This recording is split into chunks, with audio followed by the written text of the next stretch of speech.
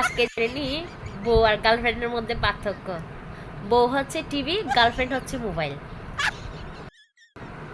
বাড়িতে থাকলে টিভি দেখবেন আর বাইরে গেলে মোবাইল চালাবেন। টিভি দেখ টিভি সারা জীবন ফ্রি সার্ভিস দিয়ে যায় আর মোবাইলে টাকা লাগে। টিভি হচ্ছে আপনার বড়, মোটা ও ওজন বেশি, আর মোবাইল হচ্ছে স্লিম, কিউট, ওজনও কম। টিভিতে রিমোট লাগে, বাট মোবাইলে কিন্তু রিমোট লাগে না। টিভি চালাতে গেলে কিন্তু কোনো ধরনের টাকা পয়সার দরকার পড়ে না, বাট মোবাইল চালাতে গেলে অবশ্যই টাকার দরকার পড়ে।